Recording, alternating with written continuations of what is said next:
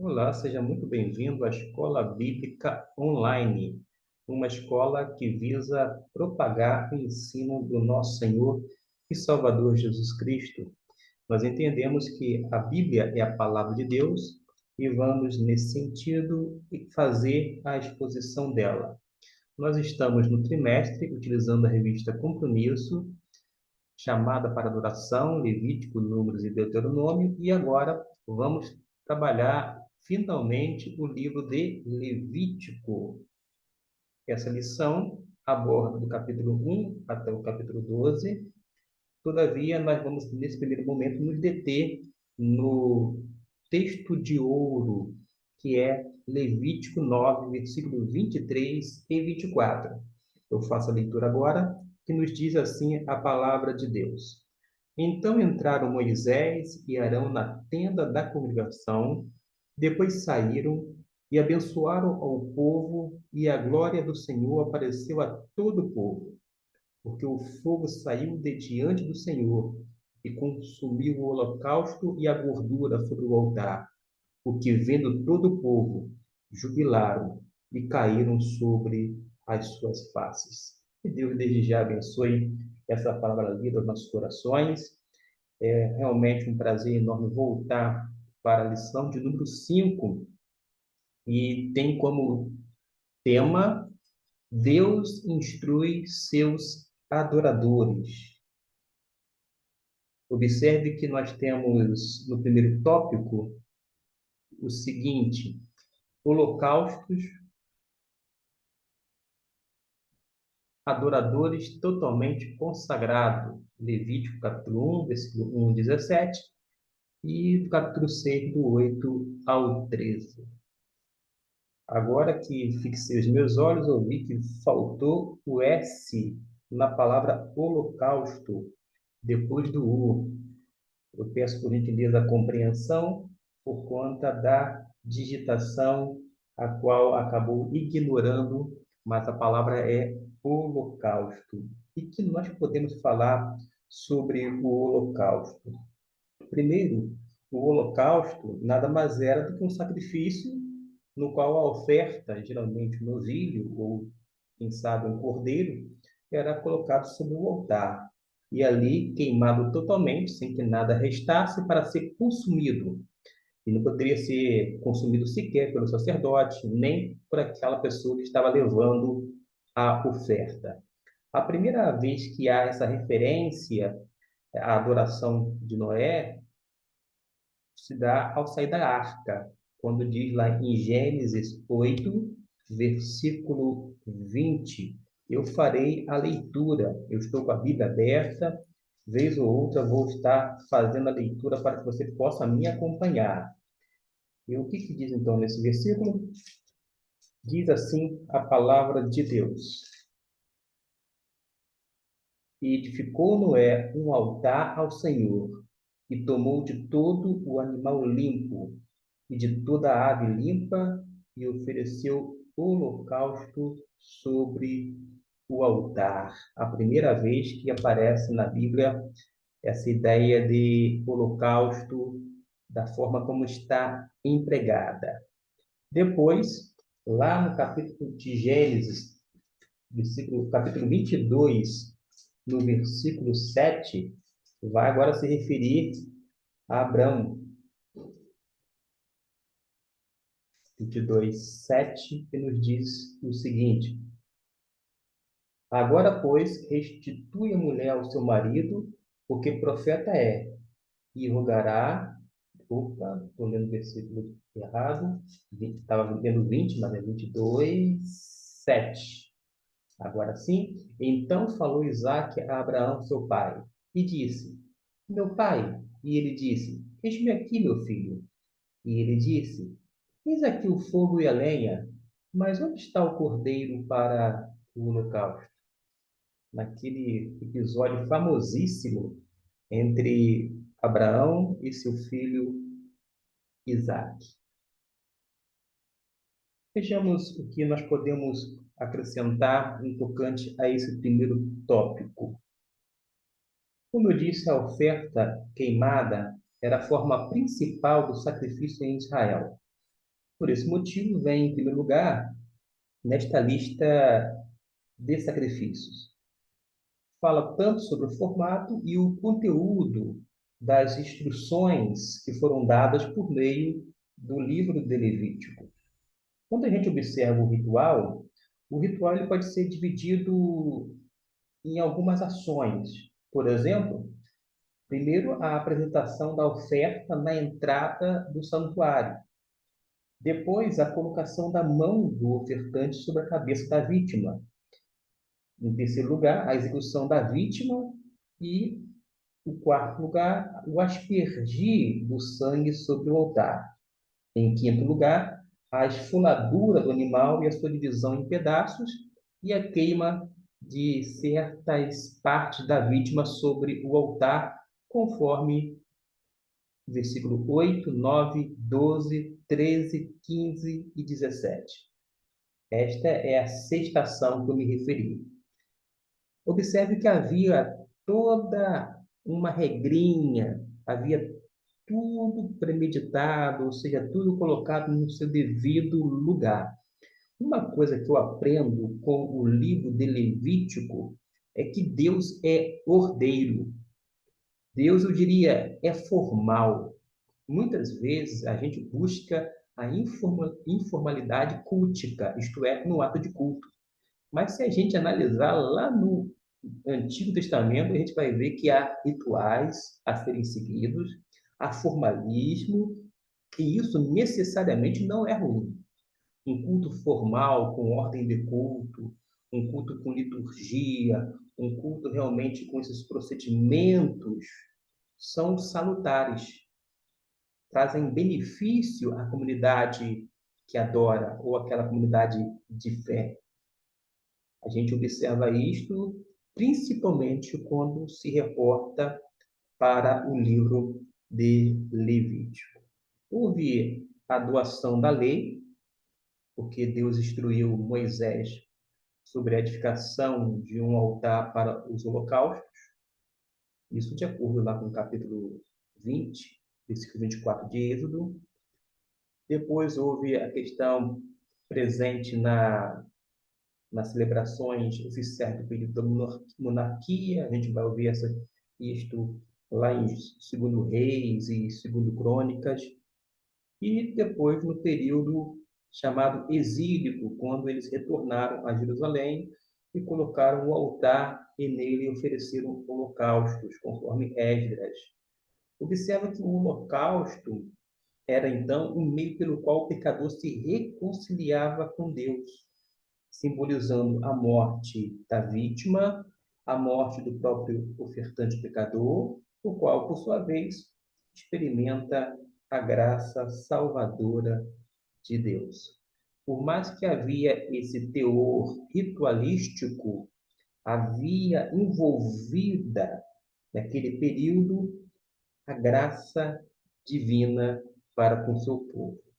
O segundo aspecto que eu quero considerar ofertas adoradores profundamente agradecidos. Note bem que a gente vê que a lei estabelecia dois tipos de sacrifício: a oferta expiatória para a remissão dos pecados, para a remissão de pecados, e oferta de gratidão ou dedicação. Havia duas categorias de sacrifícios. A primeira, no tocante à oferta expiatória, era uma necessidade do homem por haver transgredido o mandamento de Deus. Já a segunda, uma referência à oferta de gratidão ou dedicação, já era um ato voluntário em reconhecimento do amor divino para com o povo e ação misericordiosa também. Note que quando nós estamos prestando culto, e até mesmo quando devolvemos os dízimos ao Senhor, é um ato de fé, mas também é um ato de gratidão, porque o Senhor colocou em nossas mãos um total, e deste nós separamos 10% e devolvemos ao Senhor, porque entendemos que tudo que vem em nossas mãos é do Senhor, porém, Ele permite ou Ele nos orienta para ficar com 90% e administrarmos da melhor maneira possível, enquanto outros 10% deve ser devolvido para serem empregados no reino de Deus ou nas questões ministeriais ou ainda eclesiásticas, dentro do nosso contexto. Mas naquele período relacionado ao templo, ao tabernáculo, enfim, à manutenção do culto daquela época.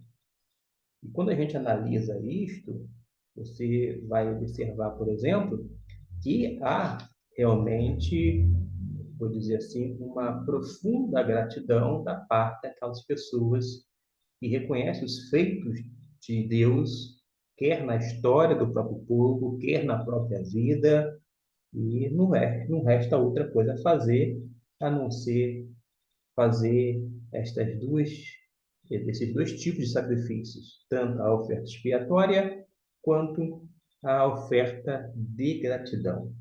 Quando a gente pensa no capítulo 2 do 1 ao 16, a gente vai ver, inclusive, o ritual para a oferta de cereais. Naturalmente, é muito mais simples do que o para a oferta queimada. Vai haver subseções do capítulo dizendo a respeito dos diferentes materiais que podiam ser usados para a oferta. Aqui, o título hebraico da oferta de cereais quer dizer simplesmente dádiva, e é a mesma palavra que pode ser usada em sentido amplo para abranger todas as classes de oferta de sacrifício, bem como em sentido mais restrito ou estrito para se referir àquele sacrifício que não implicava em matança de animais. Isto porque do capítulo 2 do 1 ao 16, o assunto vai ser a oferta de cereais. Existem formas diferentes em que as ofertas de cereais eram trazidas. Em cada caso, havia ingredientes básicos, desde a farinha moída, que era grossa, né, do trigo, do centeio, era misturado com óleo, enfim, havia todo esse ritual, toda essa determinação da parte de Deus. Aí eu fico observando, uma vez mais, quando bato naquela mesma tecla, Deus é formal. Deus, ele acaba sendo esse Deus dentro de um ritual. E ele vai justamente colocar para os homens aquilo que deve ser feito conforme a sua vontade, de uma forma específica no Antigo Testamento.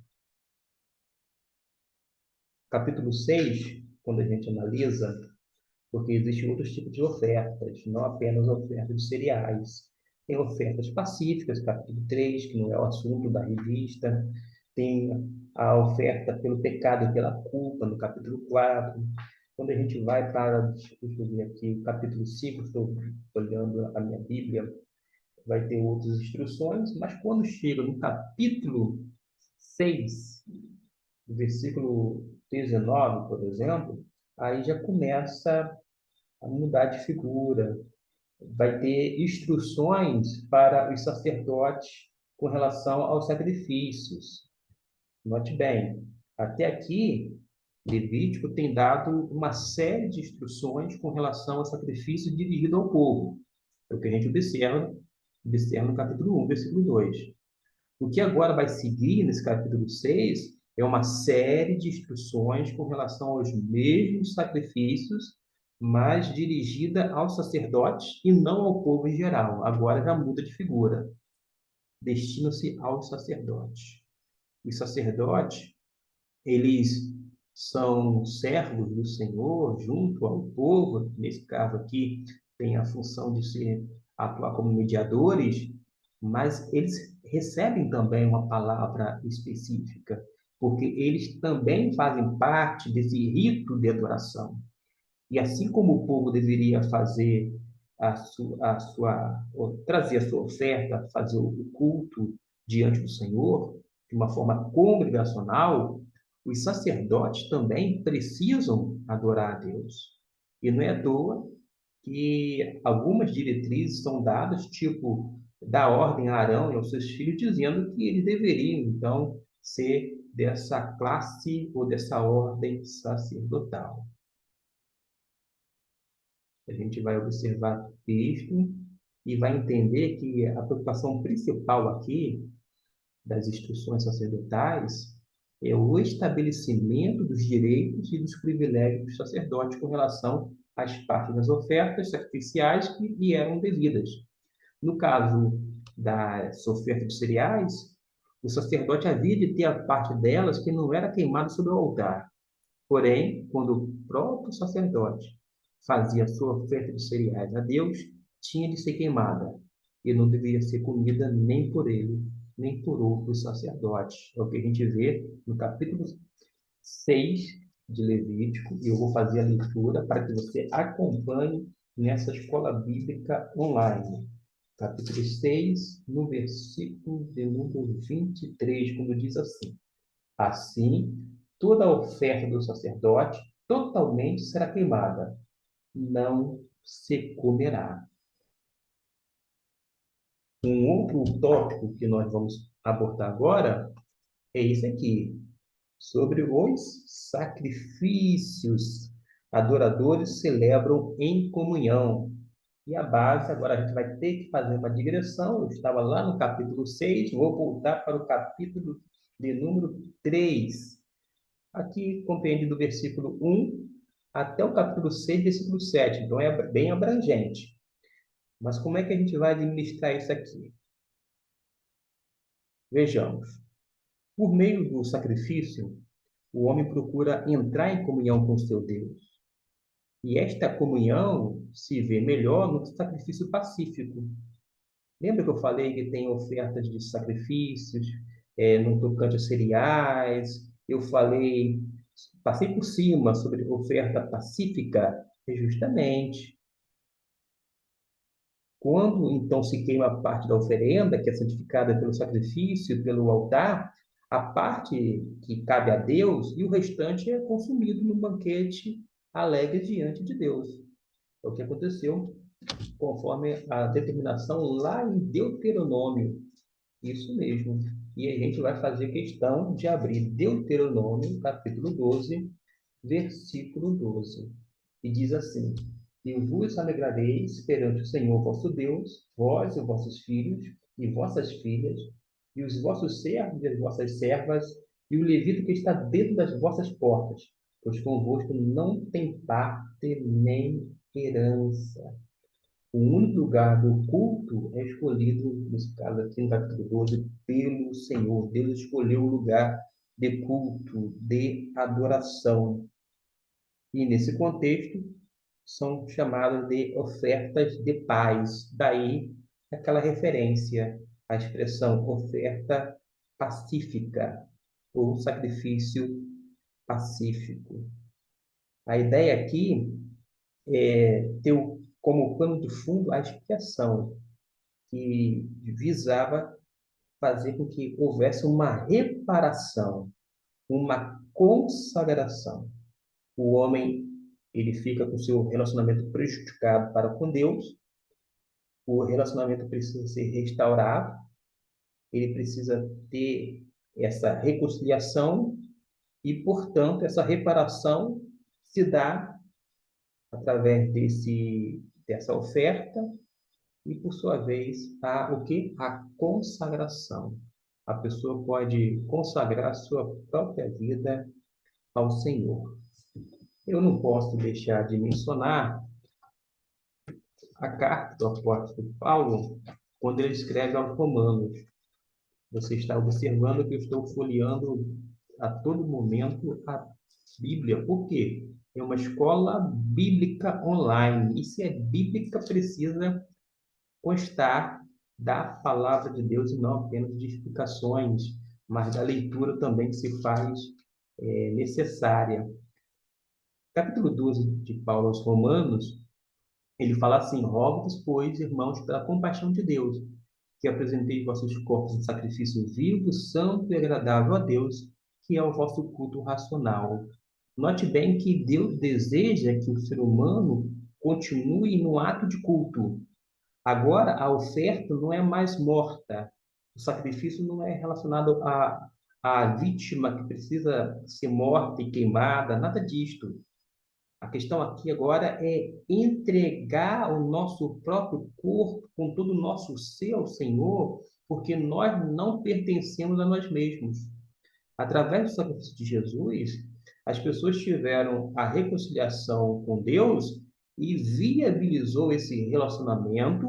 Por sua vez, nós podemos ir direto ao Pai e entregar todo o nosso ser, não é apenas o nosso físico, a nossa vida como um todo, a vida com todas as suas áreas, e colocando como sacrifício vivo, santo, agradável a Deus, que, diz a palavra de Deus, é o vosso culto, é o culto racional de cada um destes que agem dessa maneira.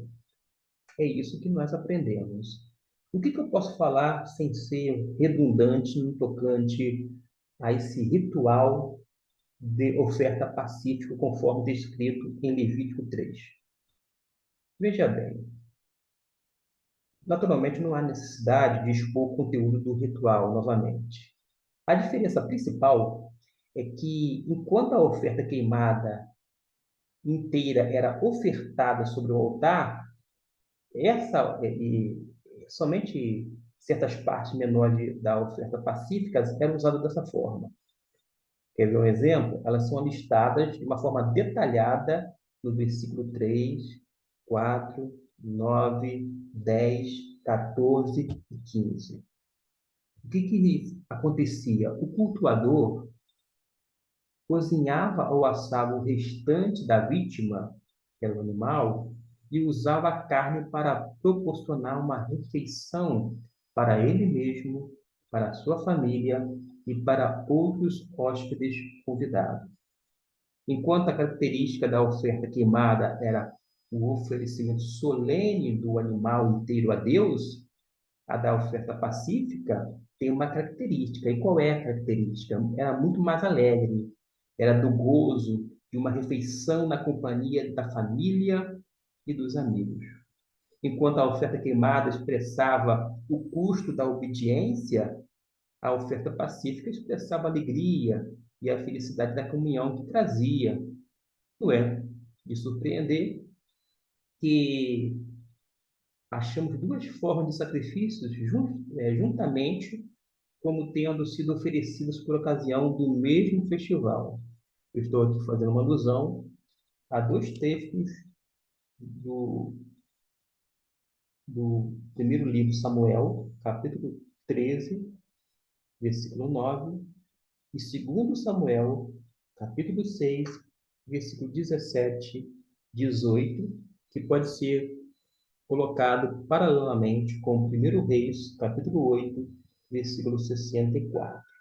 E, de fato, a oferta queimada e a oferta pacífica vai constituir um conjunto, ou seja, era a forma mais primitiva do sacrifício corrente em Israel. É isto que nós aprendemos com a palavra de Deus. Agora a gente vai caminhar para um aspecto também importante, que é o quê? A unção. Muita coisa tem dito sobre unção. Muitas vezes a unção que as pessoas se referem não tem nada a ver, quer com o Antigo Testamento, quer com o conceito do Novo Testamento. Mas qual é o conceito de unção no Antigo Testamento? E eu estou aqui folheando para localizar na minha Bíblia o capítulo de número 8. Lembrando que agora esse tópico vai do capítulo 8, fala sobre o começo do culto de Israel, até o capítulo 12, versículo 8. Bastante texto, bastante coisa pela frente, mas que a gente vai tentar resumir um pouquinho sobre o que isso pode trazer de aplicação ou de lição para cada um de nós, além de informações sobre a palavra de Deus. No tocante ao capítulo 8, É uma narrativa da história que vai contar como Arão e seus filhos foram ordenados para o ministério sacerdotal de Israel. E isto estava em conformidade com a palavra dada a Moisés lá em Êxodo capítulo 29. Se a gente observar, quando fiz citação de Êxodo 29, vai haver um certo paralelo de muitas coisas que são ditas e que são para serem seguidas, que vai acabar expondo várias instruções que também devem ser seguidas aqui no capítulo 8. E no capítulo 8 vai descrever de uma forma muito detalhada as coisas que deveriam ser cumpridas. Assim, está claro aqui no capítulo 8 que a história prossegue em relação ao êxodo, é, conforme o texto lá de Êxodo 35 até o 39, que conta como o tabernáculo foi erguido lá no deserto. Isso tudo de acordo com o plano de Deus, que foi revelado a quem? Ao seu servo Moisés. Deste modo, a gente vai observar que, mais uma vez, Levítico é um manual do sacrifício. E vamos achar uma contínua insatisfação, digo, insistência sobre a graça de Deus que tem se revelado ao seu povo da aliança como há de ser adorado. E a unção vai justamente habilitar esses adoradores para o quê? Para o serviço. Moisés é instruído a ungir. A ideia aqui é de consagrar aqueles que haveriam de ministrar diante de Deus do seu povo. A unção aqui é uma capacitação para o serviço sacerdotal. Tem uma historieta bíblica que fala sobre Nadab e Abiú. A gente conhece. Quando a gente vai lá para capítulo 9, versículo 24, Deus mesmo colocou fogo no altar para consumir a oferta. Isto numa mostra de aceitação do culto. Aí Nadab e Abiú acende um incensário, mas aparentemente não tomaram do fogo do altar. Então, o que aconteceu? Deus os puniu severamente com a morte diante de toda a congregação. Este fato é relatado lá no Novo Testamento, em Atos capítulo 5, versículo 1 até o 11. Vale a pena você parar um pouquinho e meditar sobre esse fogo estranho, porque cá entre nós, muita coisa que é atribuída ao Senhor, sendo procedente dele, na verdade, não passa de fogo estranho. Não tem nada a ver com o Senhor. Como se diz no popular, Deus não está nesse negócio. Há muito fogo estranho nos dias atuais. Há muita gente, vou dizer assim, com esse fogo estranho dentro de um incensário, mas que de Deus mesmo, ou seja, de procedência divina, não tem nada. Hoje, graças ao Senhor, quando nós nos tornamos habitação do Espírito Santo e Deus nos unge com o seu Espírito, isso vai capacitar-nos a fazer as coisas na igreja e no reino. Vai nos capacitar para o serviço cristão. O próprio fato de o Espírito Santo estar habitando em nós mostra que nós fomos ungidos, porque quem nos ungiu foi Deus, não mais com óleo, conforme o ritual do Antigo Testamento, mas com a doce presença, que é, portanto, real, do próprio Espírito Santo de Deus habitando em cada um crente, ungindo-o para o serviço real. E vamos finalizar através das chamadas considerações finais, ou aqui na revista com as aplicações para a vida. O que nós podemos falar de uma forma bem resumida. Primeiro que o Holocausto visava a expiação da natureza pecaminosa, sem referência alguma à natureza, ao pecado em particular. Aqui envolvia a ideia de do, consagração do crente ao serviço do Senhor. E é justamente esse mesmo sentido que a gente vai encontrar lá no apóstolo Paulo, capítulo 6, versículo 10, por exemplo, e a gente vai ver que a nossa vida na verdade, uma resposta a Deus. Deus faz um convite de salvação e a gente responde positivamente, com fé na pessoa bendita de Cristo Jesus, e Deus vai realizar a sua obra em nossa vida, começando desde o momento da nossa conversão, de uma forma específica, eu estou pontuando aqui, porque nós sabemos que o Espírito Santo trabalha de antemão, nos convencendo do pecado, da justiça do juízo, mas na hora da conversão, ele começa algo e ele termina, ele regenera a alma do homem, ele transforma o ser, vai trabalhando dia após dia, a fim de formar o caráter de Cristo Jesus. O que a gente pode também salientar é que há uma nota constante nas instruções sobre as ofertas, e isto era uma preocupação com o sustento do sacerdócio. Ao ofertar, ele reconhecia que o seu sustento pertencia a Deus, pois vinha dele. Hoje em dia não é diferente. Existem obreiros que vivem realmente do Senhor. São pessoas honradas, pessoas consagradas ao Senhor, e tais pessoas precisam, conforme a determinação bíblica, do sustento ministerial, porque eles se dedicam exclusivamente, com todo o seu ser, à obra do Senhor. Eles não vivem do Evangelho necessariamente, eles vivem para o Evangelho de Deus. E, consequentemente, há um reconhecimento da parte de Deus para que as pessoas recebam aquilo que lhe é devido. Agora, a gente tem que fazer uma ressalva, porque nem todo mundo que está no ministério, por exemplo, pastoral, faz jus à sua função, ao seu papel pastoral, corresponde àquela expectativa divina diante do povo, que é justamente cuidar do rebanho do Senhor. Eu, particularmente, não tenho rebanho, eu sequer tenho ovelhas. As ovelhas pertencem ao Senhor. Trabalhei tanto secularmente quanto de tempo integral, mas sempre consciente de que tenho que fazer o melhor para o Senhor. E enquanto aqui viver, eu não usufruo, vou dizer assim, das lãs das ovelhas. E as pessoas, por exemplo, que me conhecem sabem muito bem disto.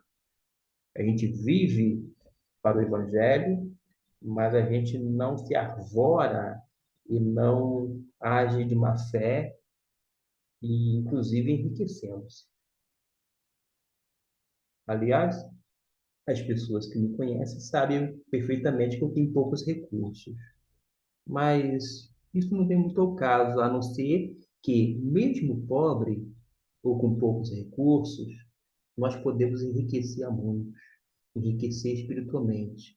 A gente pode levar sempre uma palavra de esperança, uma palavra de fé, uma palavra de Deus. E esta palavra, por ser de origem divina, faz a diferença na vida das pessoas. E não tem recompensa maior do que, como um pastor, nos dias atuais, contribuir ou cooperar com a obra que é do Senhor em nosso meio, ou no meio do povo. E a revista termina dizendo o seguinte: eu vou fazer a questão de ler na íntegra a parte final. Nós somos salvos por Jesus Cristo, temos suficiente motivo para apresentar a Deus nosso sacrifício pacífico, aquele sacrifício de gratidão, em grande festa de comunhão, quando a gente se reúne com os nossos. E esta é a ideia, porque quando pelo Espírito ficamos a contemplar a glória do Senhor e a nossa alma se deixa enlevar na confortadora visão de sua obra redentora por nós, não podemos menos que unir-nos ao salmista dizendo: E eis uma citação final deste estudo com o Salmo 103, versículo 1 e 2. Ó minha alma, bendize o Senhor e não te esqueça de nenhum dos seus benefícios. Deus abençoe grandemente a sua vida.